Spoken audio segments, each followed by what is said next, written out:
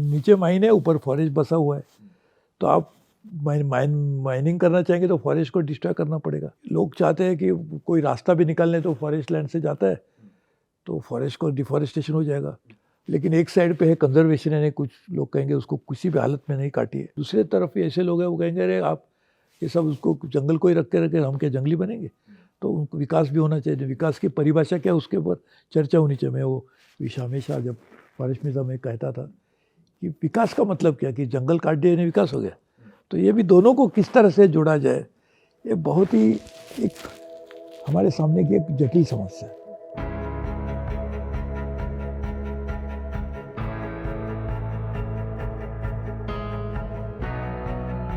Sir thank you for coming to Impact Stories. Sir पहले बात करते हैं आपकी अर्ली स्टार्ट से लेके जब आपने सीए किया उससे अभी तक की, जब सारा मिनिस्ट्री के अंदर आए आप, तो पूरी जर्नी का थोड़ा आप डिस्कस करें, थोड़ा बताएं अपने जर्नी के बारे में। देखिए उसको जर्नी कहना भी ठीक नहीं है। हाँ जी, करेक्ट। क्योंकि जर्नी हम शुरू करते हैं कुछ मकसद से, लेकिन मेरी ज़िंदगी में जो भी अलग अलग मोड पे अलग अलग बदलाव आए, वो मैं समझता हूँ शायद कोई और ही बिल्कुल पावर के कारण हुए। बिल्कुल। वैसे तो मेरा जन्म मुंबई में हुआ और मैं लॉयर बनना चाहता था। ओह। तो मेरे पिताजी ने कहा कि आप चार्टर अकाउंटेंटशिप भी कीजिए। हाँ। तो पिताजी का मैं इकलौता बेटा हूँ, मेरी 3 बहनें हैं, एक बहन नहीं है अभी लेकिन 2 है। तो पिताजी का कहना था, तो पिताजी ने काफ़ी फोर्स बिल्कुल नहीं किया, लेकिन कहना था कि आप करिए, सोचिए। तो वो टाइम इंटरनेट था ही नहीं, 1973 की बात है। तो मेरे पिताजी मेरे एक चार्टर अकाउंटेंट, उनके जो मित्र थे उनके पास ले गए। मैंने जानकारी ली, फिर मैंने कहा पिताजी के आप सीए भी कीजिए और एलएलबी भी कीजिए। मैंने दोनों किया। अच्छा। तो एक तो मैं लॉयर बनना चाहता, लॉयर बन नहीं पाया। पढ़ाई तो की लेकिन प्रैक्टिस नहीं कर पाया। फिर मैंने चार्टर अकाउंट की प्रैक्टिस की शुरुआत की। करेक्ट। और मैं मुंबई में पैलेस स्टेट में मेरा मेन ऑफिस था, और बाकी अलग अलग जगह में भी पार्टनर के साथ और भी ऑफिस भी थे, और नई मुंबई में भी था।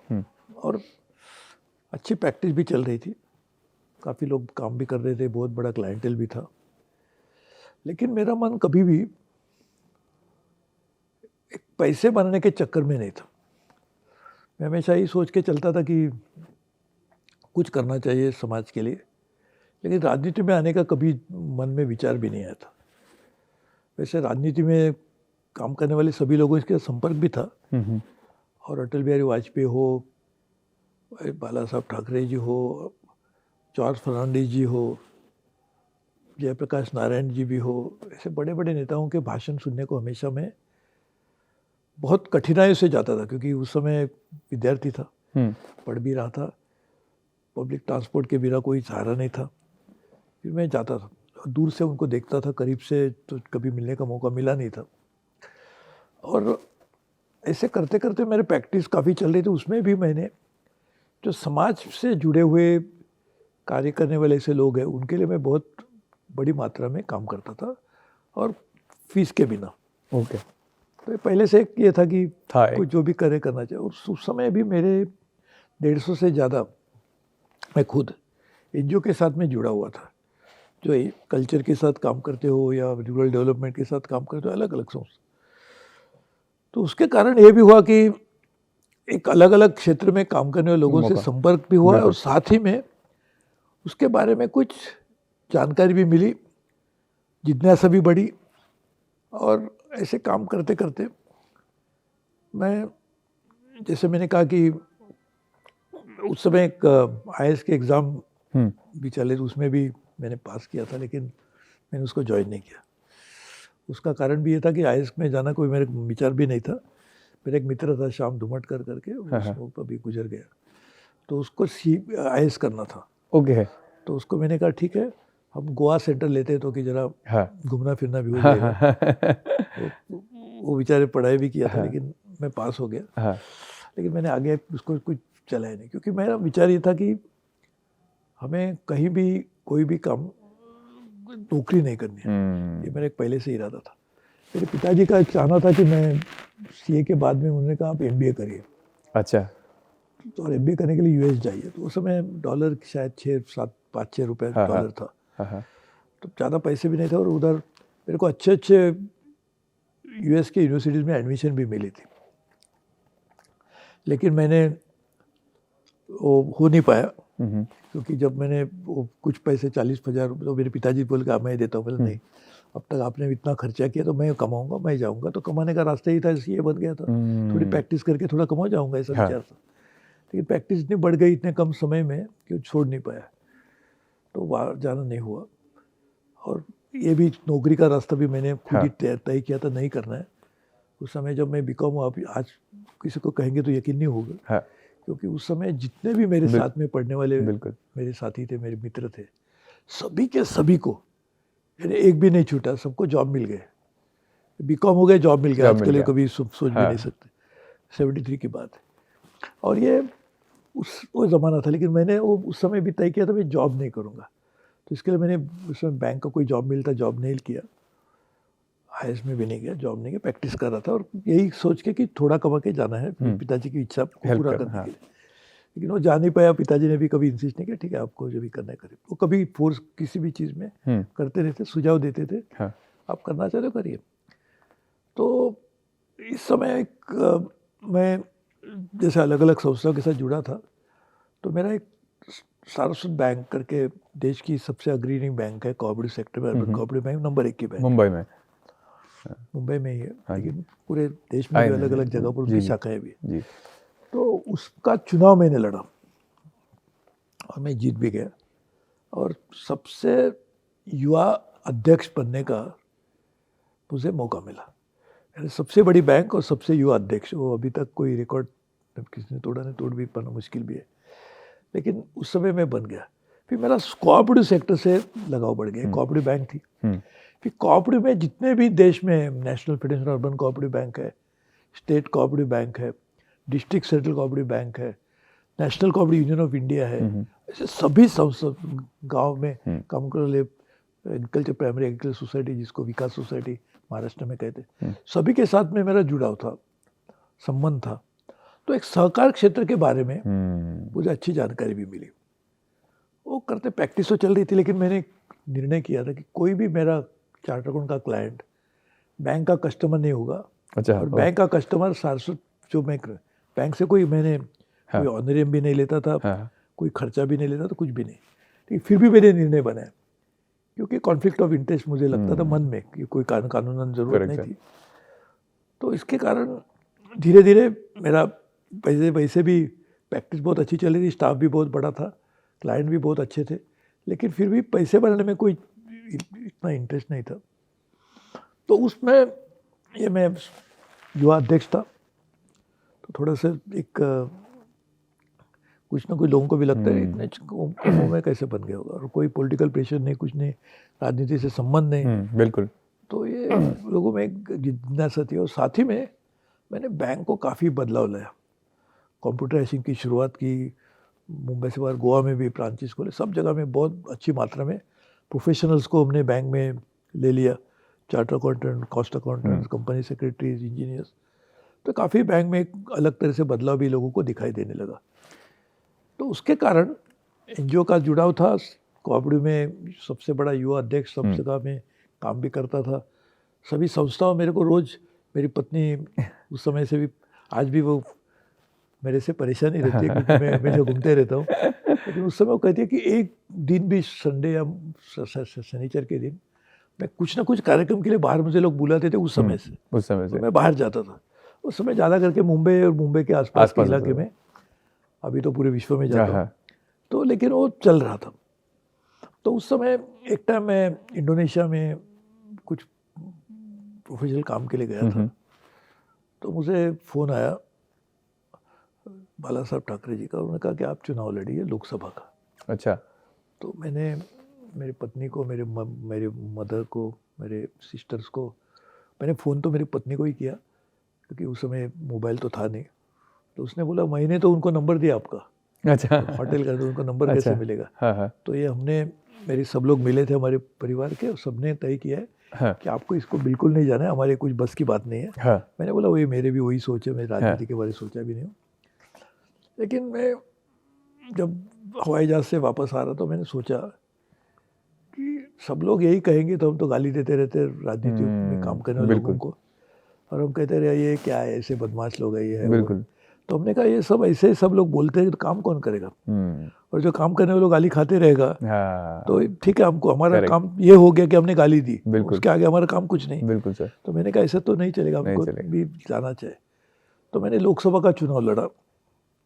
दुर्भाग्य से मेरे प्रत्याशी जो थे साथ में सामने, वो थे मधु दंडोते साहब, अच्छा यानी देश के सबसे अच्छे राजनीतिक, बिल्कुल। One of the best.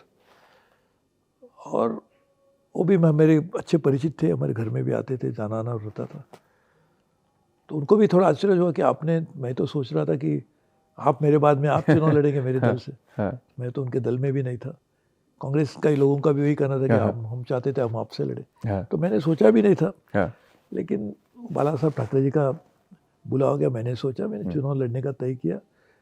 फिर बाद में मेरी पत्नी ने पूरा सहयोग किया। वो वैसे आप जर्नलिस्ट है, उस समय वो टाइम्स ऑफ इंडिया में काम करती थी, ओ बाद में जी न्यूज़ की ग्रुप एडिटर भी थी, काफ़ी अलग अलग इसमें काम किया, बहुत अच्छे मीडिया हाउसेस में। तो उसने जिस दिन मैंने तय किया उस दिन उसने छुट्टी ली, हाँ और पूरा, क्योंकि कैंपेन शुरू ही हो गया था, बिल्कुल। मैंने चुनाव का जो बिल्कुल। नॉमिनेशन फॉर्म फाइल किया विदेश से आने के बाद, एक दिन की समय था, मैंने फाइल किया। तो मैं बाला साहब ठाकरे जी को मिला तो उन्होंने कहा कि देखो ऐसा है कि मैं चाहता हूँ इसीलिए कि दंडोते साहब भी एक अच्छे जाने माने नेता है, वैसे हमारा कुछ समय पहले मैं शिवसेना भी नेता, शिवसेना और पीएसपी, दंडोते साहब उस पीएसपी में थे, प्रजा समाजवादी पार्टी। तो उन्होंने कहा कि प्रजा समाजवादी पार्टी का और हमारा भी समझौता एक चुनाव में हुआ था, मैं उनको अच्छी तरह से जानता हूँ अच्छे से, लेकिन मैं चाहता हूँ कि वहाँ के जो लोग हैं उन्होंने उनको 5 बार चुन के दिया है लोकसभा में। उसके पहले नाथपई साहब थे, एक बहुत ही जाने माने, one of the best parliamentary ever. तो ऐसे लोगों को चुन के देने वाले चुनाव क्षेत्र है। तो मैं चाहता हूँ कि आप वहाँ से इसीलिए लड़े कि आप भी अच्छे एक उसी तरह का योगदान दे सकें। मैंने कहा बहुत बड़े नेता है, बोले नहीं आप भी करेंगे, मुझे विश्वास है। और मैंने कहा कि मैं नहीं, तो मतलब ऐसा नहीं, सब लोग यही कहेंगे नहीं आता नहीं आता तो कौन करेगा, तो आप जिम्मेदारी उठाइए, करिए। मैंने चुनाव लड़ा, जीत गया। ये बहुत बड़ा स्टेन्यूस चुनाव था, मई महीने में हुआ था, तो काफ़ी गर्मी में चुनाव हुआ था, मौसम की गर्मी। तो इसके कारण थक भी गया था, 1 महीना कैंपेन चली थी। मैं सो गया था तो मेरे को फ़ोन आया बाला साहब का, और कहा कि आपको, मैंने अटल बिहारी वाजपेयी का फ़ोन आया था अभी भी, उनकी सरकार बन रही है, तो आपको मैंने एक ही नाम उन्होंने पूछा, आपका नाम मैंने दे दिया। अच्छा। वैसे हमारे पार्टी में बहुत बड़े सीनियर, में वैसे पार्टी में अभी ज्वाइन की थी हाल ही में, बड़े सीनियर नेता भी थे, लेकिन बाला साहब ने मेरा ही नाम दिया। और मैं अटल जी के साथ में, मैंने तो 13 दिन की जो सरकार थी उसमें मैंने पहली बार शपथ ग्रहण किया। फिर उसके बाद में 3 बार मैंने लोकसभा चुनाव जीता, 4 बार कुल मिलके। और हर बार जब अटल जी ने शपथ ग्रहण किया तो मेरा भी उनके साथ में शपथ ग्रहण करने का मौका मिला। सिर्फ 3 जन थे, मैं, मुरली मनोहर जोशी जी और राम जेठमलानी जी, क्योंकि अडवाणी साहब पहले बार नहीं थे। प्रमोद महाजन, सुषमा जी पहली बार थी लेकिन दूसरे बार नहीं थी। बिल्कुल। ये भी जसवंत सिंह जी भी पहले बार थे, दूसरे बार नहीं थे। हाँ जी। ऐसे तो कुछ पहले, जॉर्ज फर्नांडिस साहब पहले बार नहीं थे लेकिन दूसरे बार थे। ऐसे तो अडवाणी साहब भी बाद में दूसरे बार थे। पहले बार उन्होंने ये ऐलान किया था कि जब तक कोई जैन हवाला का नाम है मैं तब तक चुनाव लो। उन्होंने अपने जिस तरह से उन्होंने कहा था उसी तरह से उन्होंने कथनी और करनी में कुछ फर्क नहीं था, उन्होंने किया।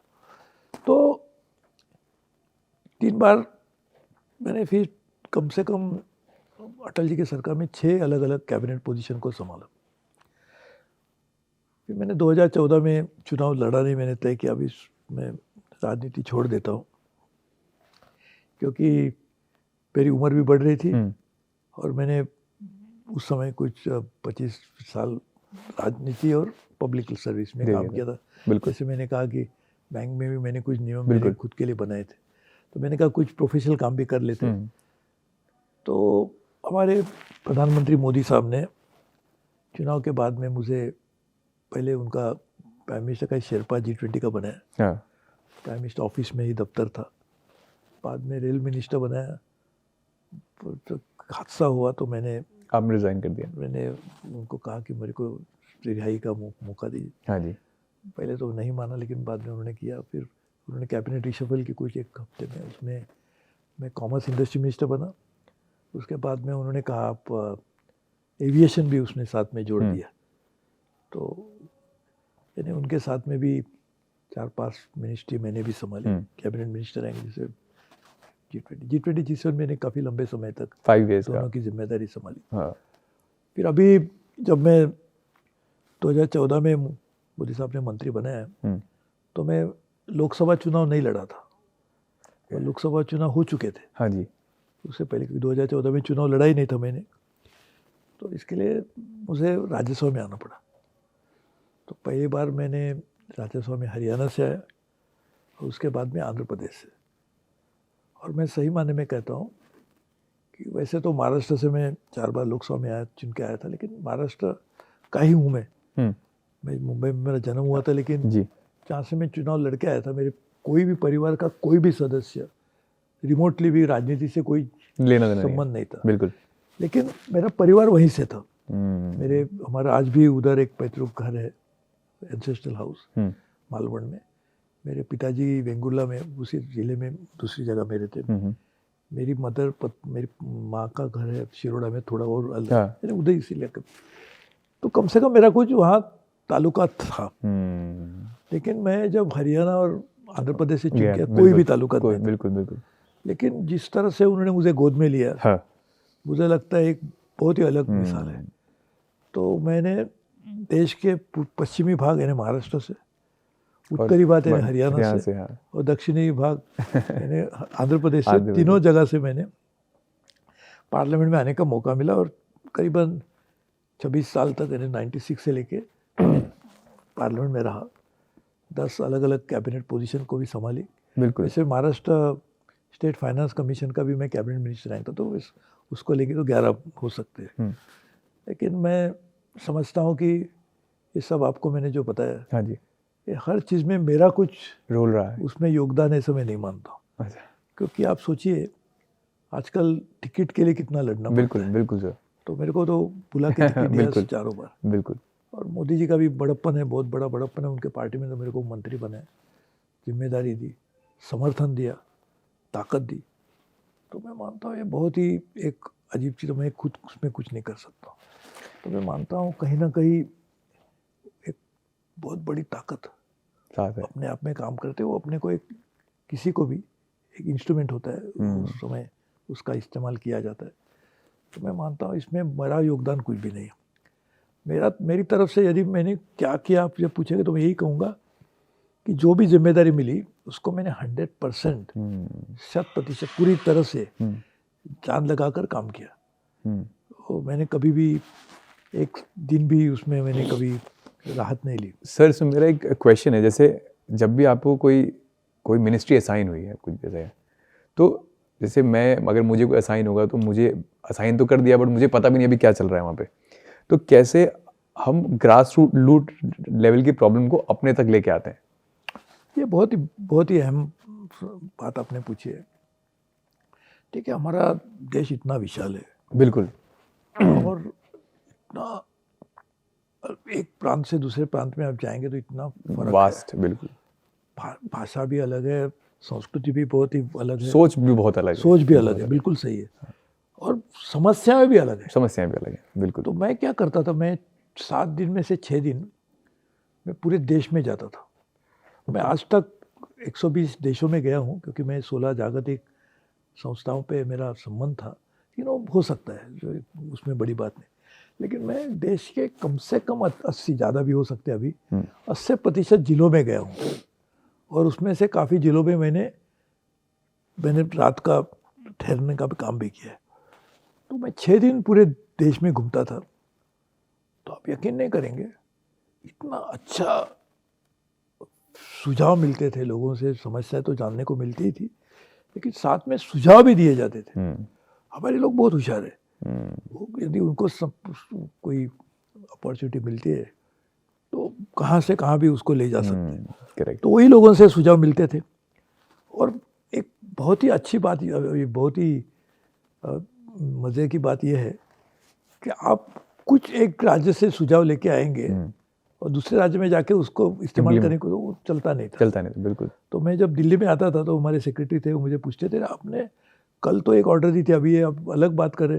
मैंने कहा ये बिल्कुल सही है, मेरी गलती है, क्योंकि मैंने जब कुछ एक राज्य में था तो ये सुझाव मिला, दूसरे राज्य में जब गया तो मुझे पता चला कि ये नहीं हो पाएगा, इसके लिए मैं उसमें थोड़ा बदलाव करना चाह रहा हूँ। मैंने जब 98 में पर्यावरण मंत्री था तो मैंने कम से कम 500-550 निर्णय, मेरे 16-17 महीने ही होंगे मैंने पर्यावरण था, बाद में मैं केमिकल फर्टिलाइजर मिनिस्टर बन गया, उसमें मैंने वो ले लिए थे।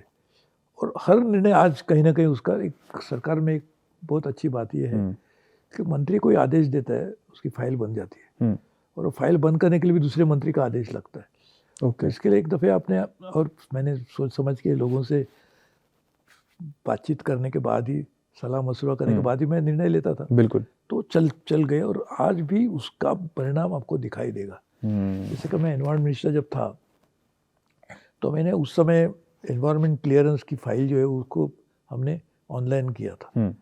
उस समय 98 की बात, पब्लिक किया था, जब वो मुझे लगता है विदेश में भी कहीं नहीं होगा, 25-26 साल पहले। तो ये सब अच्छे निर्णय लेने की एक आपको कर देते हो तो मंत्री को बहुत बड़ी, एक मंत्री बहुत बड़ा बदलाव कर सकता है, क्योंकि आप पूरे देश को संभाल रहे हैं, देश की पूरी जिम्मेदारी आपके ऊपर है। आपने कोई निर्णय किया तो उसका बहुत बड़ा परिणाम आम जनता के जिंदगी पर भी होता है। बिल्कुल। तो इसलिए आपको निर्णय भी सोच समझ के करना चाहिए, और निर्णय करेंगे तो उसको अमल में लाने के लिए भी आपको पूरी ताकत लगानी चाहिए, उसमें काम भी करना चाहिए। और दूसरा ये है कि, दूसरी बात, बहुत ही अहम बात यह है कि हम ब्यूरोक्रेसी को ब्लेम करेंगे, कभी कभी करने की ज़रूरत भी होती है, लेकिन उससे काम नहीं हो सकता।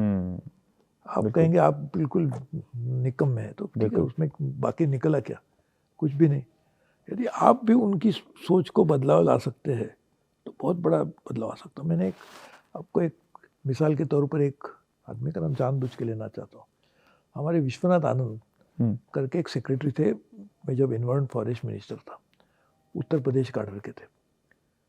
उन्होंने इतने अच्छे IAS ऑफिसर कि उन्होंने जो भी मैं करता था वो कहते थे वही ऐसा नहीं होगा, ऐसा लगेगा, बिल्कुल अच्छी तरह से हमारा उस बहुत अच्छा तालमेल भी था। और उन्होंने एक दफ़े बोला, वो मैंने आपको समझाया ये ऐसे से हो सकता है, अभी आपका निर्णय आपने लिया, हाँ ठीक है मैं इम्प्लीमेंट करूँगा। क्योंकि उनको ये मालूम था, उन्होंने मुझे बताया कि आप जो भी निर्णय ले रहे हैं वो आप खुद के लिए नहीं ले रहे, आप समाज के हित के लिए ले रहे, और अच्छी तरह से देश का कुछ उसमें विकास हो इसके लिए आप काम कर रहे हैं, तो मैं पूरा समर्थन करूँगा। तो इन्हें हमें एक टीम वर्क होता है। ये आपने पूछा कि आपको ग्राउंड लेवल के सवाल कैसे, उसके लिए आपको खुद जाना ही पड़ेगा। बिल्कुल। आपको स्वर्ग जाने तो पहले मरना ही पड़ेगा, बिल्कुल, उसके बिना स्वर्ग पहुंच नहीं पाएंगे। बिल्कुल। तो इसीलिए उसी तरह से काम तो करना ही पड़ेगा, लोगों से मिलना ही पड़ेगा। उसकी भी एक बहुत बड़ी कीमत भी चुकानी पड़ती है, क्योंकि आप किसके साथ बैठेंगे तो बातचीत होती रहती है, सोने का समय बीत भी जाता है, खाने का समय कब चला गया उसका पता नहीं चलता, लेकिन आपको लाभ जरूर होता है। और मेरे को किसी ने फोर्स नहीं किया था राजनीति में आने के लिए, बिल्कुल मैं आ गया, मैंने उसके मुझे पता है कैसे आया, बिल्कुल, लेकिन वो आने का निर्णय मेरा था। तो अभी if I have taken that decision, right, तो उसकी जो कॉन्सिक्वेंशियल ये परिणाम है उसको भी मैंने जिम्मेदार में ही हूँ, इसके काम में करता था। और सभी जब एक सफल कोई भी आपको पॉलिसी है उसका अमल में लाने के लिए सभी लोगों को साथ में लेना बहुत जरूरी है। पहले सभी स्टेक होल्डर से बात करके ही आपको फीडबैक मिलेगा जो आपने पूछा, करेक्ट, और उसको फीडबैक को सही माने में लाके उसके ऊपर जो इलाज है उस पता चलने के बाद उसको अमल में लाने के लिए जब तक आप टीम वर्क नहीं करेंगे तो नहीं हो पाएगा। करेक्ट। तो दोनों चीज़ जरूर है, आपको खुद को मेहनत तो करनी पड़ेगी और उसको कोई चारा ही नहीं है, लेकिन साथ ही में टीम बिल्ड करना बहुत आवश्यक है। और उसमें एक बात है, आपको टीम खुद को तो नहीं बना सकते। सरकार में जो IAS ऑफिसर है वो पहले से करेक्ट काम करे, उनके साथ में ही काम करना पड़ता है। And you can not choose your own team, right, but you have to mould the team. Sir one more question I have, it's very important question also. जैसे आप इन्वायरमेंट एंड फॉरेस्ट मिनिस्टर भी रहे, तो उसमें एक बार क्या है, मुझे जहाँ तक मेरे को जो है, मैं आपको रियल लाइफ सिचुएशंस बताऊंगा। एक रोड बन रही थी वहाँ पे, तो देयर वाज दिस लेडी, उनको असाइनमेंट हुआ कि इतने फॉरेस्ट के पेड़ कटने हैं, है ना। तो बट जब उनके पास फाइनल रिपोर्ट के लिए उन्हें पुश किया गया, जो फाइनल रिपोर्ट में मान लिया 1000 पेड़ कटने हैं, बट उनको पुश किया गया कि you have to sign for the 2000 trees, and she refuse to do it. But उसको बोला गया आप नहीं करोगे तो कोई और करेगा। तो आई एग्री कि जो ऊपर बैठे हैं उनको तो सब कुछ सही है, मतलब अपनी तरह से सही डिसीजन ले रहे हैं, बट मैं बोल रहा हूँ कि डिसीजन तो हर लेवल पे चेंज होता जा रहा है। देखिए, मैं आपको बता रहा हूँ, ये हो सकता है हुआ भी होगा, लेकिन ना जब तक आप भी, जो मैंने टीम की बात की, वो टीम में सिर्फ दिल्ली के लोग नहीं हो सकते, उसमें आपके ग्रासरूट के, मैं रेल मिनिस्टर था बाद में, मोदी की सर बिल्कुल पहले यस। मैं हर डिवीज़न में, हर जोन में जाता था, वहाँ के लोगों को मिलता था, काम करने वाले, वो शायद कुली भी हो गए या कोई जो लाइन्समैन बोलते वो भी रहेंगे, लेकिन मैं सबको मिलता था। यानी मैं नहीं कहूँगा सभी को मिला हूँ, बिल्कुल, लेकिन उनके प्रतिनिधि, उनके कुछ लोगों को तो जरूर मिलता ही था, और उसका बहुत बड़ा लाभ हुआ। अभी मैं एक यूनिवर्सिटी का चांसलर हूँ, तो मैंने जब पहले चांसलर बना, तो पहले दिन जब मैं यहाँ आया, तो मैंने कहा सबसे पहले मैं यहाँ के स्वीपर वगैरह सब लोग उनको मिलूंगा, बाद में गार्डनर वगैरह सिक्योरिटी के लोगों को मिलूंगा, और सबसे आखिरी मैंने मिला हमारे फैकल्टी को, बाद में पहले स्टूडेंट्स को मिला था। बिल्कुल, क्योंकि ये मैंने हर जगह, मैं जितने भी मिनिस्ट्री में था, मैं सब हमारे मिनिस्ट्री के सभी लोगों को घर में बुलाता था, और ख़ास करके, वैसे सही नहीं कहना मेरा, लेकिन उसका क्लासिफिकेशन है, इसके लिए कह रहा हूँ, क्लास 3 क्लास 4 जो सरकारी, मैं उनको उस क्लास का नहीं मानता, समझ गया, करेक्ट, उनको भी मैं बुलाता था। एकदम एक सही हुई बात आपको बताता हूँ। एक दिन मैं हमारे घर में, होटल में अशोका रोड में रहता था, अशोका रोड के, तो उसमें एक महिला भी आई थी, मेरे जब सब पूरा लोगों को चाय के लिए बुलाया था, तो मेरे घर में लॉन पे ऊपर ही कार्यक्रम था, तो उन्होंने पूछा कि मैं ज़रा अंदर जाऊं आपके घर में, बोला चाहिए, बोला आपके बेडरूम में जाना। तो मेरी पत्नी उस समय मुंबई में रहती थी, तो मैं कहा जाइए, लेकिन घर में कोई नहीं, आप जाइए। तो मुझे लगा उनको टॉयलेट वगैरह जाना होगा, तो जाके आई, मेरे को मिलने के बाद में बोले, अरे आप तो हमारे जैसे रहते। तो मैंने कहा मतलब, नहीं, मुझे लगा मंत्री कैसे रहते, मैं कभी देखा नहीं था, तो मैं देखना चाहता था, तो मैंने कहा मैं आपके जैसे हूँ, तो उसमें फ़र्क क्या है। तो ये भी एक, आप लोगों को मिलते हैं, तो टीम की जो मैंने बात की, वो सिर्फ सेक्रेटरी तक सीमित नहीं है, ये जो ग्राउंड लेवल पे जो काम करने वाले, उनकी दिक्कतें भी अलग होती है, कठिनाइयाँ भी उनको महसूस करनी होती है, आप उनसे बात करके आपको बहुत बड़ा लाभ होता है। तो ये करना चाहिए, बात होनी चाहिए। मुझे लगता है इसका एक बहुत बड़ा लाभ सरकार को भी होता है, आपको खुद को भी होता है, क्योंकि आफ्टर ऑल मंत्री सफल है या असफल है, किसके ऊपर तय होगा, कितने कहाँ तक निर्णय ले पाया, कहाँ तक निर्णय पे ऊपर अमल कर पाया, और उसके अच्छे नतीजे निकले। तो ये करने के लिए पूरा जो चेन है, उसको ब्यूरोक्रेसी का, वो सबको साथ में लेना चाहिए। सर जैसे मैं आपको, मतलब एक छोटा सा एक क्वेश्चन है, वो मैं, मतलब आप भी समझाइए मुझे। जैसे क्या होता है जब भी आप कोई एनर्जी पे ही बात करते हैं, एनर्जी पे, जब एनर्जी के लिए कोई डिसीजन मिला, मान लीजिए कितना फॉरेस्ट जाना है इसमें, या फिर कुछ भी, या फिर कोई एरिया को कट डाउन करना है, तो क्या होता है, कुछ वहाँ के लोकल ट्राइब्स हैं, वो आपको अपोज करते हैं कि नहीं यार यहाँ पे पेड़ नहीं काट सकते, but again you have to do it for the better cause, है ना। फिर आप बोलते हो कि अगर ये नहीं है तो फिर विंड मिल को लाना पड़ेगा, है ना, बट वो एक प्राइस है उसका पे करना। तो कैसे आप जनता को भी और डिसीजन मेकिंग को भी हैंड बाय हैंड जो चल सके दोनों एक साथ?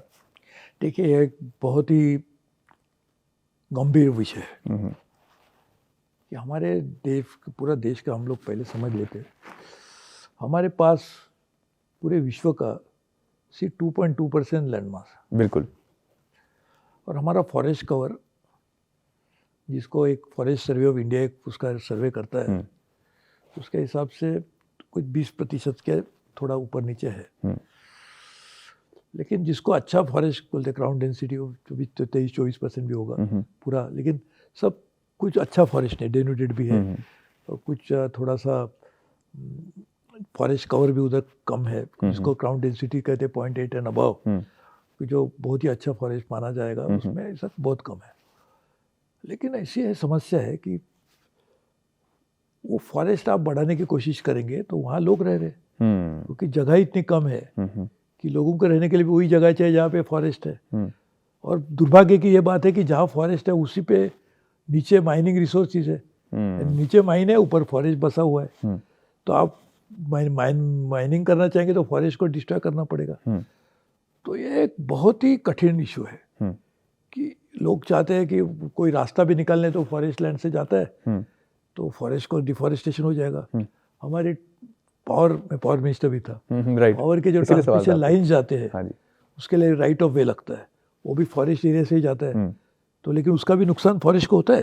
हम कहेंगे ऊपर से वायर चली गई, लेकिन उसके कारण बहुत सारे लोगों को जब वो केबल उसके ट्रांसमिशन लाइन के कांटेक्ट में कोई हमारा हाथी या कोई आ जाते हैं तो मर जाते हैं, तो हमारा नुकसान ही होता है वाइल्ड लाइफ का। लेकिन आपको अभी बिजली भी पहुंचानी है, आपको इंफ्रास्ट्रक्चर प्रोजेक्ट भी करने हैं, साथ में फॉरेस्ट का, तो मैं तो मानता हूँ फॉरेस्ट को मेंटेन करना ही चाहिए। बिल्कुल, क्योंकि ये सब carbon sink, it's a source of huge biodiversity. Correct. हमारा वाटर जो मिलता है वो फॉरेस्ट के कारण मिलता है। करेक्ट। तो जंगल ही खत्म हो जाएगा तो पानी मिलेगा नहीं। हमारी आज भी जो भी दवाएं बनती है, बहुत सारी दवाओं का मूल जो है वो कहीं ना कहीं जंगल से जुड़ा हुआ है। करेक्ट। तो वो रहना भी तो चाहिए। लेकिन ये बहुत ही कठिन, इसलिए मैंने कहा कि ये environment is a important subject. लेकिन एक साइड पे है कंजर्वेशन, यानी कुछ लोग कहेंगे उसको किसी भी हालत में नहीं काटिए, सही भी है। दूसरे तरफ ऐसे लोग हैं वो कहेंगे अरे आप ये सब उसको जंगल को ही रख के हम क्या जंगली बनेंगे। तो उनको विकास भी होना चाहिए। विकास की परिभाषा क्या, उसके ऊपर चर्चा होनी चाहिए। मैं वो हमेशा जब फॉरेस्ट में मैं कहता था कि विकास का मतलब क्या, कि जंगल काट दिया यानी विकास हो गया। तो ये भी दोनों को किस तरह से जोड़ा जाए, ये बहुत ही एक हमारे सामने की एक जटिल समस्या है। और ख़ास करके भारत में कि जहाँ पे अभी हमारी आबादी 125 करोड़ तक करीबन पहुँच ही गई है। बिल्कुल।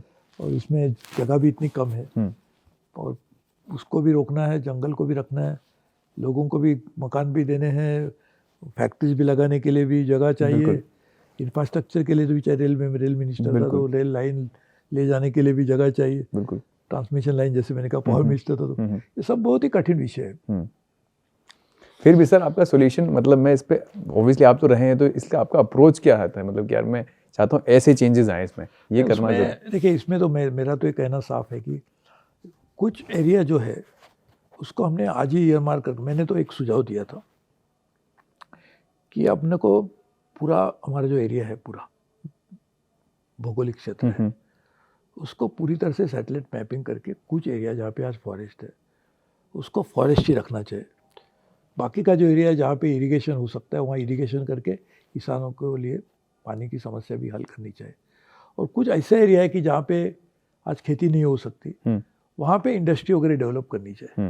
यानी लैंड यूज पैटर्न पूरी तरह से सेटअप करना चाहिए। फिर क्या होगा, आज ये हो रहा है कि हमने पहले इरिगेट कर दिया और फिर उसको उसी ज़मीन को हमने कुछ फैक्ट्रीज के लिए दे दी या इंफ्रास्ट्रक्चर के लिए दे दी, तो हमने जो इरिगेशन किया तो वो भी मुफ्त चला गया। यानी उस पे ऊपर जो भी हमने खर्चा किया तो भी चला गया। बिल्कुल। फॉरेस्ट अभी कुछ ना कुछ फॉरेस्ट जो डिफॉरेस्ट अभी हो ही चुका है, वो तो उसको दोबारा ला नहीं सकते, कम से कम रिफॉरेस्टेशन होना चाहिए। लेकिन यदि हम ये लैंड यूज पूरी तरह से तय करते हैं, फिर जो कॉन्फ्लिक्ट है वो कॉन्फ्लिक्ट बहुत कम होगा लेकिन बहुत कम होगा। आज क्योंकि डिमार्केशन नहीं है, बिल्कुल, तो डिमार्केशन होने के कारण कन्फ्यूजन भी है, कॉन्फ्लिक्ट भी है। लेकिन आप सीधी तरह से पूरी मैपिंग करके उसको डिमार्केट कर देते तो ये कॉन्फ्लिक्ट कम होगा। सो एक बहुत इम्पोर्टेंट, मतलब एक और क्वेश्चन है, जैसे आप रेलवेज की बात करते हैं, है ना? So railway is also depend on the budget, जो सेंट्रल से बजट इशू होगा, है ना? तो बजट इशू होगा, फिर जो भी इनकम रेवेन्यू जो करेगा रेलवे करेगा, वो उस पर सस्टेन क्यों नहीं कर पा रहा है पूरी तरीके से? देखिए तो क्या है कि रेलवे के पास आज दो ही स्रोत है जहाँ से उनको पैसे मिलते हैं। एक तो है जो सफ़र करने वाले लोग हैं। बिल्कुल। तो अंग्रेजी में सफ़र करने का मतलब अलग हो गया कि जो सफ़र कर रहे। करेक्ट। लेकिन फ्रेट सिस्टम, लेकिन वो भी सही है, वो भी सही है। करेक्ट। हिंदी भी सही है, वो भी सही है। हिंदी में सफ़र करते वो भी सही है, सफ़र अंग्रेजी में कहते वो भी सही है, क्योंकि जितनी मात्रा में लोगों की मांग है उस तरह से आपूर्ति नहीं हो पा रही।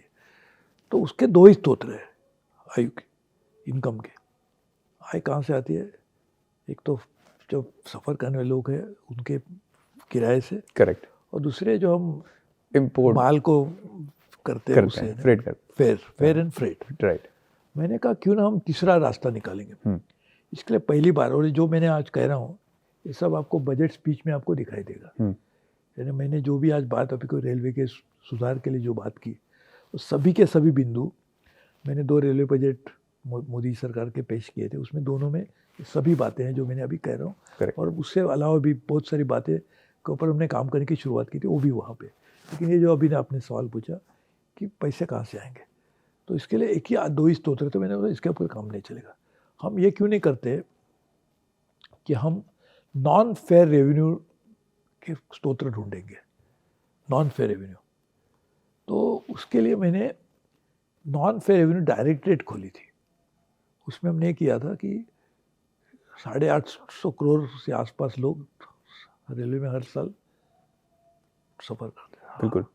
तो इतने बड़ी मात्रा में हमारे पास आईबॉल्स है। आपका जो मीडिया चलता है, तो मीडिया किसके ऊपर चलता है? लोग देखेंगे इसके लिए तो मीडिया चलता है, पढ़ेंगे इसके लिए तो मीडिया, इसके लिए तो एडवर्टाइजमेंट मिलेगी। बिल्कुल। एडवर्टाइजमेंट मिलेगी तो खपत नहीं होगी तो कैसे चलेगा? बिल्कुल। तो ये आईबॉल्स जो इतने बड़ी मात्रा में हमारे पास है, किसी के पास नहीं है। उसी साथ साथ फुटफॉल्स भी है। इतने लोग रेलवे स्थानक पे आएंगे तो ही जाएंगे ना, वैसे रिमोटली तो ट्रैवल नहीं कर पाएंगे। कि मैं घर में बैठा हूँ, मैंने खाना तो ऑर्डर कर दिया, तो घर में लाके दिया, लेकिन मैं रिमोटली ट्रैवल कर रहा हूँ। मैं घर में बैठ के कलकत्ता से दिल्ली पहुँच गया, ऐसे तो हो नहीं सकते। वहाँ उसके लिए जाना ही पड़ेगा। बिल्कुल, बिल्कुल। तो मैंने वहाँ इतने लोग स्थानकों के ऊपर आ रहे, स्टेशन के ऊपर आ रहे, तो उनके फुटफॉल्स भी है, उतनी आईबॉल्स भी है, और उसी मात्रा में साथ साथ में वो डेटा भी जनरेट कर रहे। टिकट खरीदिया तो डेटा जनरेट हो गया, उन्हें कुछ खाना ऑर्डर किया, डेटा जनरेट हो गया। तो यदि हम डेटा जो प्राइवेसी के छोड़ के पूरा नॉन प्राइवेसी डेटा उसको मॉनिटाइज करते हैं और ये फुटफॉल और आईबॉल्स को मॉनिटाइज करते हैं, तो जो पैसा मिलेगा वो ये दोनों में से भी ज़्यादा होगा। इसके लिए मैंने नॉन फेयर रेवेन्यू डायरेक्टरेट की शुरुआत भी की थी। तो मैं समझता हूँ इसी तरह से काम करना पड़ेगा, क्योंकि आखिर में आप किराए बढ़ाएंगे, कभी कभी जरूरत भी तो है ही है, कॉस्ट रिकवरी होनी चाहिए, लेकिन पैसेंजर आता है और आज वो रेलवे उसके लिए घाटे में भी चलती है। लेकिन घाटे में चलती है इसलिए क्योंकि हम पूरी मात्रा में उनसे पैसे नहीं ले पा रहे, लेकिन वो आ रहे हैं उसके लिए ज़्यादा, जितने पैसे आएंगे ज़्यादा बढ़ेगी, लेकिन वो आ रहे उसके कारण ही तो फुटफॉल बढ़ रहे हैं। वो आ रहे उसके कारण तो हमारा आज आईबॉल्स बढ़ रहे हैं, उसके कारण तो डेटा जनरेट हो रहा है, तो उसको क्यों नहीं मॉनिटाइज करेंगे?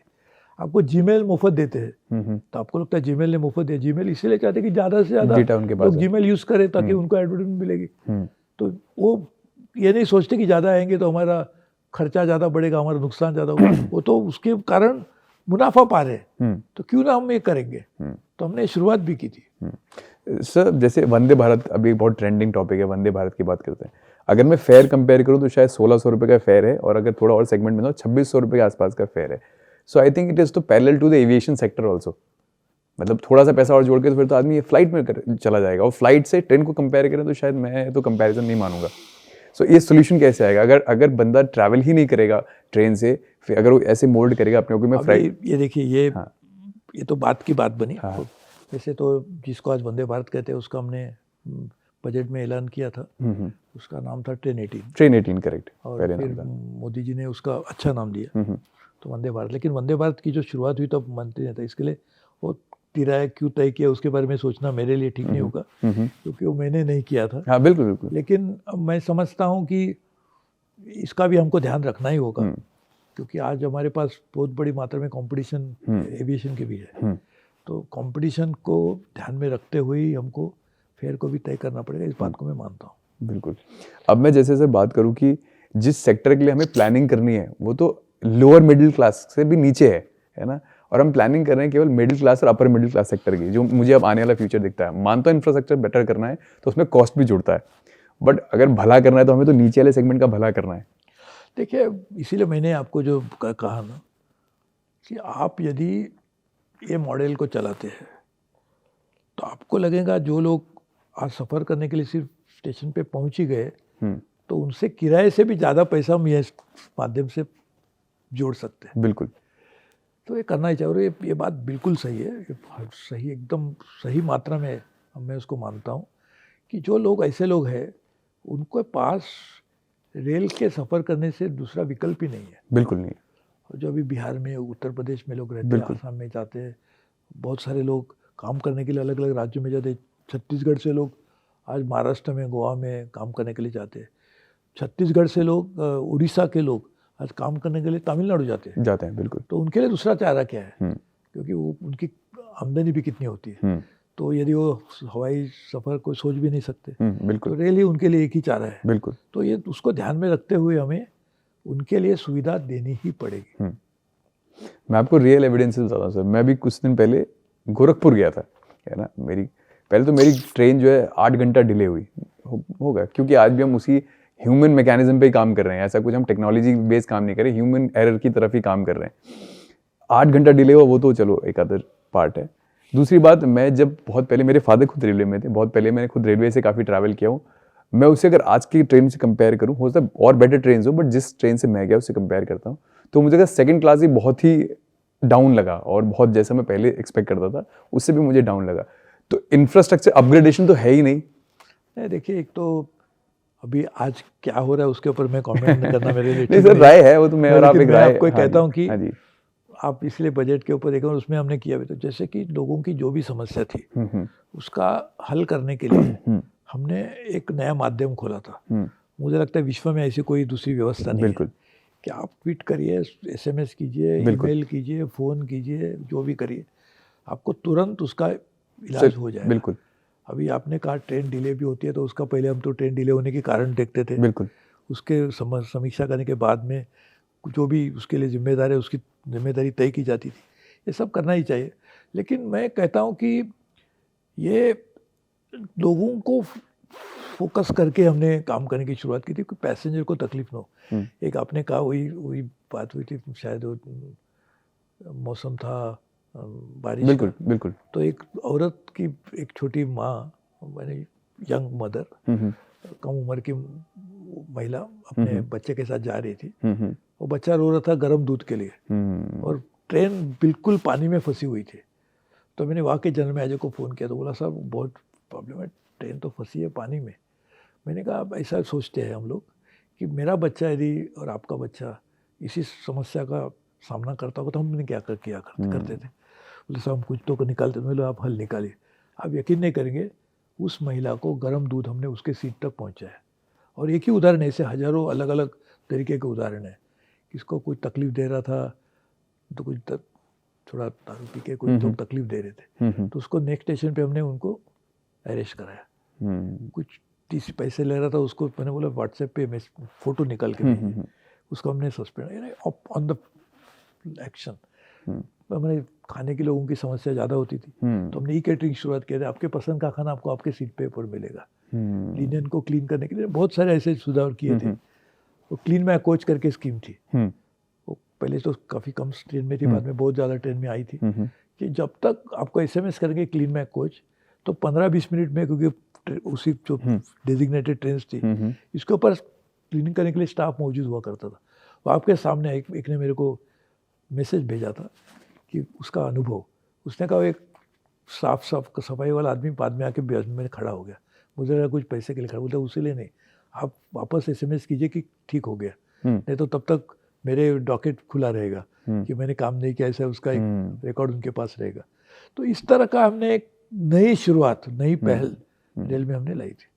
सर ऐसा तो नहीं है कि क्या पता आप डिसीजन मेकिंग सही है, सब कुछ सही है, कि जो लोगों का आज की डेट में एटीट्यूड है, बिकॉज वो बहुत अलग अलग एरिया से आते हैं, आपने थोड़ी देर पहले बताया, कोई बिहार से है, कोई कहीं से, छोटे छोटे एरियाओं से आते हैं, ट्रेन में सफ़र करते हैं, कि ऐसा तो नहीं है कि कहीं जो लोग हैं उनका अप्रोच ही बहुत गलत है, जो इंफ्रास्ट्रक्चर उनको प्रोवाइड किया गया है? नहीं, वो तो देखिए, ये तो कोई भी चीज़ है, उसमें जब हम हमारे हक की बात करते हैं तो हमारी जिम्मेदारी भी उसके साथ साथ होनी ही चाहिए। तो एक मुझे याद है, हमने एक ट्रेन में पूरा साफ सफाई, एक बहुत बड़ा एक अभियान चलाया था, तो काफ़ी बड़ी मात्रा में उसमें सुधार हुआ। यानी कभी कोई सोच भी नहीं सकता था कि इतने ट्रेन साफ सुथरे हो सकते हैं। तो उसके बाद में एक आदमी ने, एक अच्छा फ्लोर था, उसमें कुछ छिलका गिरा हुआ था, उसका फ़ोटो निकाल के उसने भेजा, क्या मिनिस्टर बात करते हैं साफ साफ, एक छिलका गिरा हुआ है, एक ही छिलका, बाकी सब साफ सुथरा। तो उसको मैंने कुछ जवाब दिया नहीं, वो नेटिजन ने उसको जवाब दिया कि आपने उठाया क्यों नहीं? यदि आपको लगता है गलत है, इतना आपके बाजू में गिरा, तो फोटो निकालने से सिवा आप उसको उठा के फेंक दे सकते थे। तो ये भी एक जागृति लोगों में आई इसी तरह से। तो आपका कहना सही है कि हमारी लोगों की भी एक सोच में बदलाव लाना बहुत ही आवश्यक है, लेकिन वो होगा जब इस तरह से लोगों को भी एहसास होगा कि सरकार भी ऐसे कदम उठा रहे। एक आदमी ने उसका अनुभव, ये सोशल मीडिया पे आई हुई मैं सब बात बता रहा हूँ। एक टीटी को कोई बर्थ के लिए पैसे दे रहा था, तो उसने बोला पैसे नहीं लूंगा। क्यों? बोलते हमारे मंत्री नहीं ले रहे तो मैं आपको कैसे लूंगा। ये बदलाव सब जगह आता है। तो इसके लिए मुझे लगता है काम हमको शुरू करना चाहिए। कहाँ से? तो हमको हमारे से शुरुआत करनी पड़ेगी। बिल्कुल सर, अगर एक बहुत इंपॉर्टेंट क्वेश्चन पूछता हूँ, मतलब आपका इस पे जाना जरूरी है। अगर जो रेलवे सिस्टम है, अगर वो इतना रेवेन्यू नहीं जनरेट कर पाएगा जिससे वो सेल्फ सस्टेन कर पाए, और वो सेंटर से लेता रहेगा, तो और सेंटर भी कहीं से, तो ये डेब्ट की तो बनता रहेगा, मतलब सरकारें तो बदलती रहेंगी, बट डेब्ट में तो आता रहेगा। तो इसे प्रोग्रेसिव साइड कैसे लेके जाएंगे? लेकिन इसलिए मैंने कहा, देखो इसमें स्ट्रक्चरल बदलाव करने की जरूरत है। आप रेवेन्यू मॉडल आज रेलवे का है, वो सब इसी के ऊपर सीमित रखेंगे, फेयर एंड फ्रेट, तो रेल चल नहीं पाएगी। तो इसीलिए आपको उसका अलग करना है। हमने एक नई पहल की शुरुआत की थी कि पूरी तरह से एनर्जी का ऑडिट, और जो बिजली हम राज्यों से खरीदते थे उसको मैंने टेंडरिंग शुरू किया। मैंने कहा जो भी हमको कम कीमत मिलेगा उससे खरीदेंगे, क्योंकि वो कानून मैंने लाया था जब मैं पावर मिनिस्टर था, इलेक्ट्रिसिटी एक्ट, लेकिन उसके ऊपर अमल किसी ने नहीं किया था, ओपन एक्सेस जिसको कहते हैं। तो मैंने कहा मैंने टेंडरिंग शुरू किया, एनर्जी ऑडिट शुरू किया, डीजल का ऑडिट शुरू किया, एनर्जी एफिशिएंसी के नए स्कीम्स लाए। 40,000 करोड़ रुपया, मैं अभी एग्जैक्ट फिगर मालूम नहीं, इतना बड़ा सेविंग हुआ। यानी दोनों करना चाहिए, रेवेन्यू के नए माध्यम भी ढूंढने चाहिए, साथ ही में खर्चों के ऊपर भी अलग तरीके से काम करना चाहिए। तो रेल सुधर सकती है, उसमें कोई राय नहीं। लेकिन हम उसके लिए नई सोच के काम करने की शुरुआत जो हमने मोदी की सरकार में, मैं जब मंत्री था, तो हमने 2 रेल बजट किए थे। उसमें हमने सभी बातों के ऊपर जो आपने कहा, मैंने ये बात बिल्कुल कही थी कि फाइनेंशियल वायबिलिटी नहीं होगी तो लोगों की मदद कैसे करेगी। बिल्कुल, मेरे बजट स्पीच में ही वाक्य था। बिल्कुल।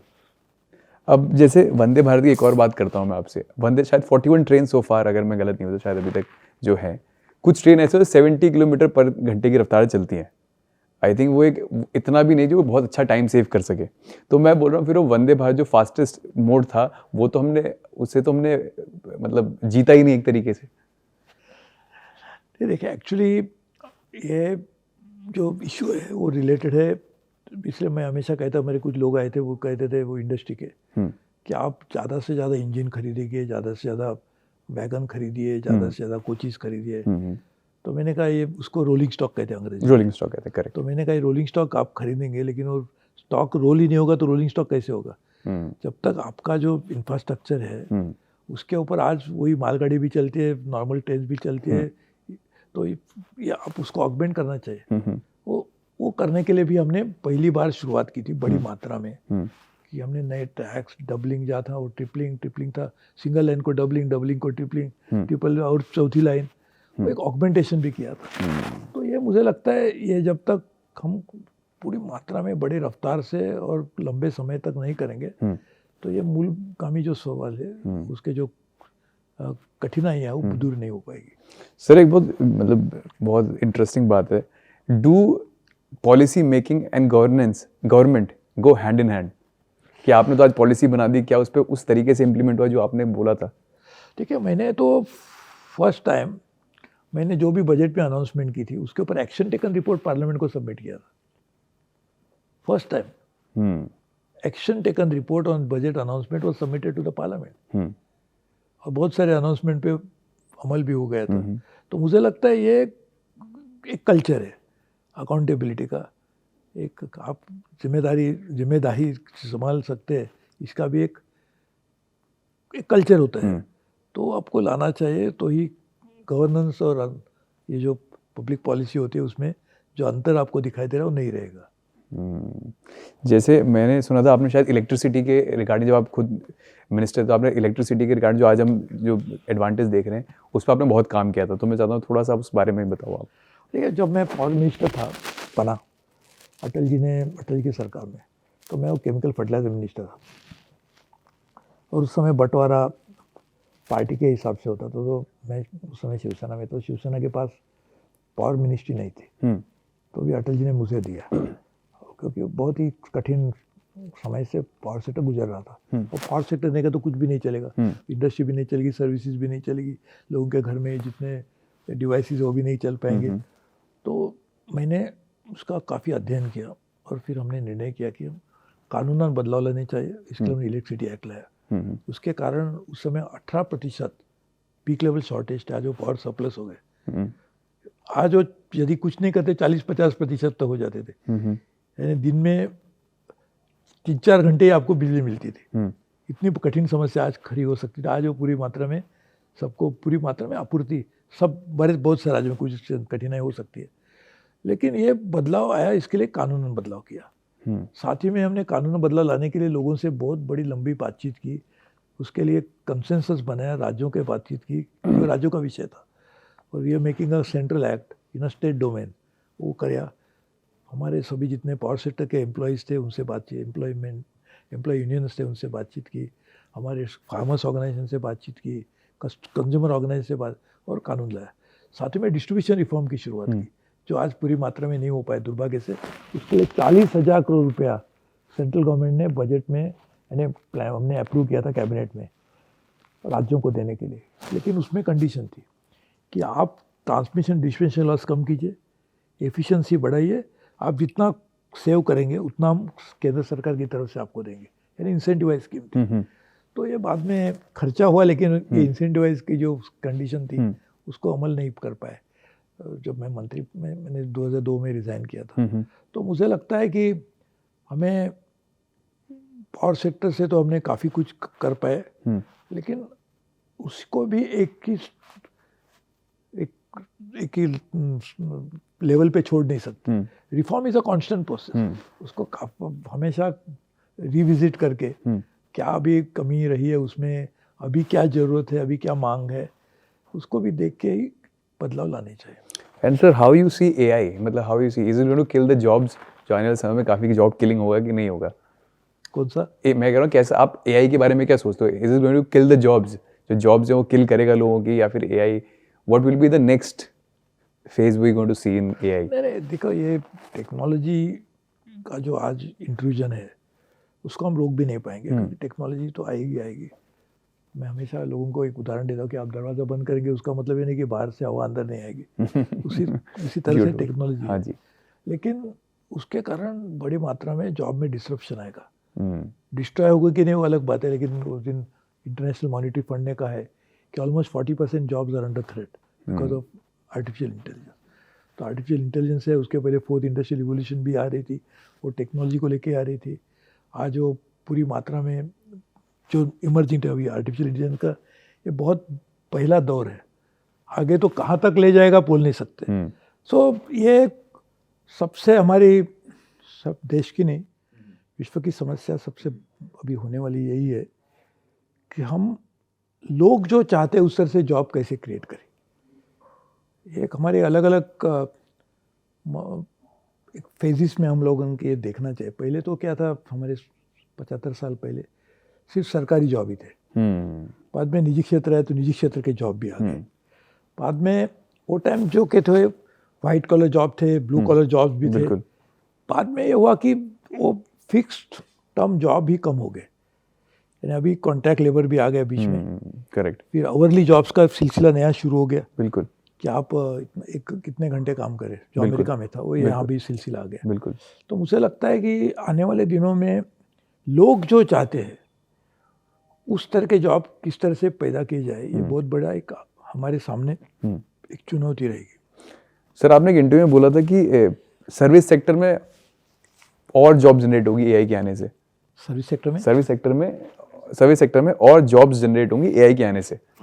नहीं, देखिए, सर्विस सेक्टर में ही ज़्यादा जॉब क्रिएट होंगे, इंडस्ट्री में जॉब क्रिएट होने की संभावना बहुत कम है, क्योंकि हाँ। जितनी टेक्नोलॉजी आएगी और टेक्नोलॉजी नहीं लाएंगे तो इंडस्ट्री भी नहीं चल पाएगी।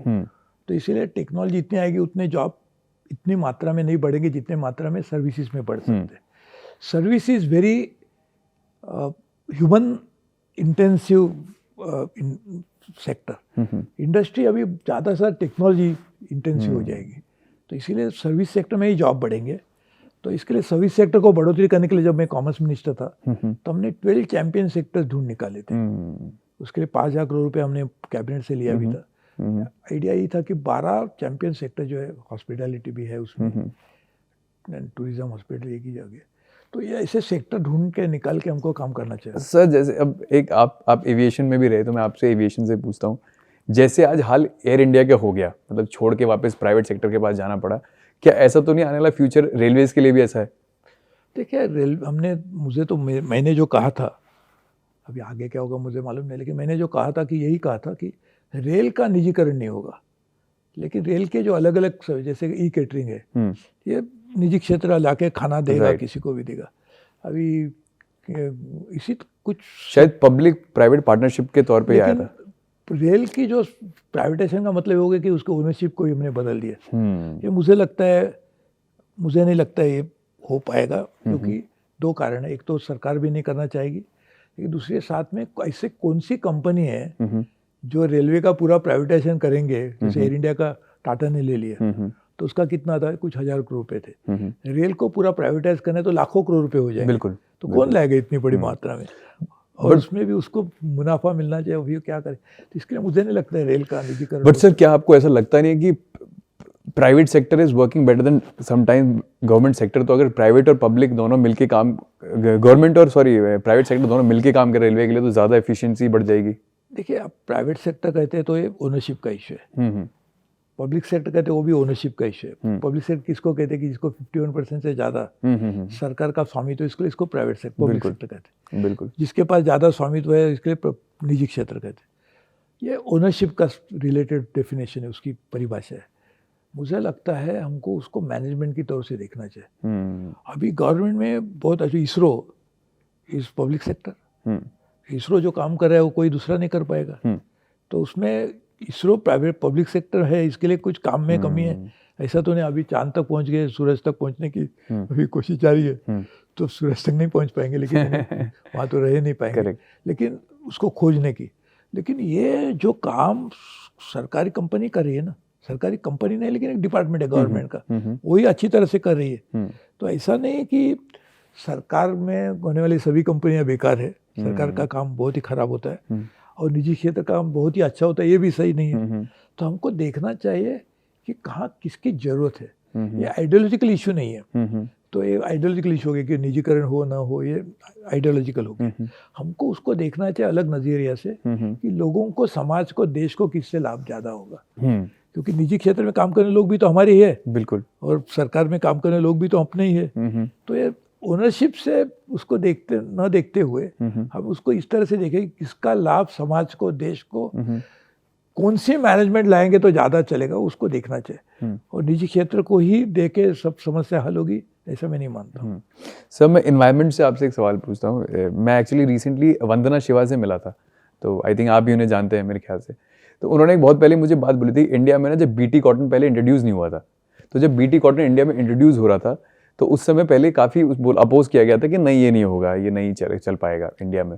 फिर सडनली कुछ समय बाद बीटी कॉटन गुजरात में पहली बार मिला, तो she said I rank up the environment ministry. तो उनसे मैंने जब पूछा कि ऐसा कैसे हुआ, तो उन्होंने बोला वो अप्रूव हो गया। बल्कि कमाल की बात है, इंडिया में शायद 22 लेबोरेटरी थी जो टेस्ट करके जिससे थ्रू इंडिया में एंटर होता है, बस स्टिल तब भी वो पास हो गया बिना उनको, मतलब किसी को इन्फॉर्म किए बगैर, लिमिटेड वर्क।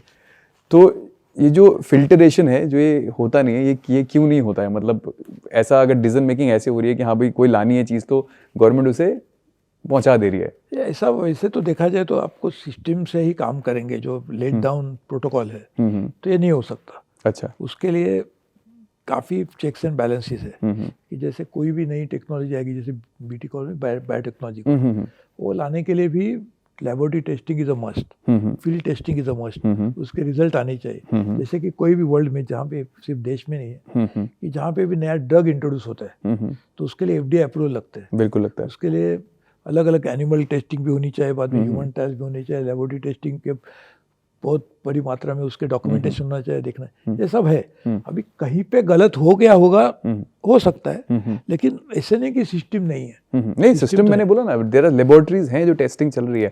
मैं बोल रहा हूँ मगर लेबोरेटरीज अपना काम उस अकॉर्डिंग किया जैसा उन्हें गवर्नमेंट ने प्रोसेस करने को बोला, ऐसा है।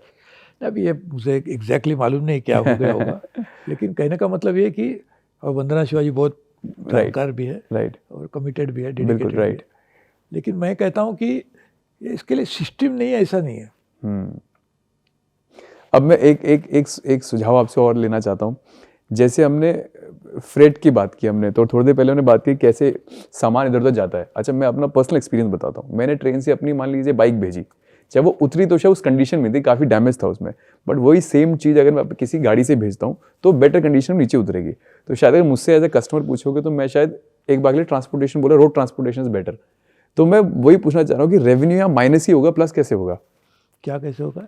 रेवेन्यू तो माइनस ही होगा। जब मैं अगली, मेरा एक्सपीरियंस ही खराब होगा तो मेरे को वहाँ प्लस होने के बजाय मेरा तो मैं रोड ट्रांसपोर्ट की तरफ चला गया, ना कि रेलवेज की तरफ।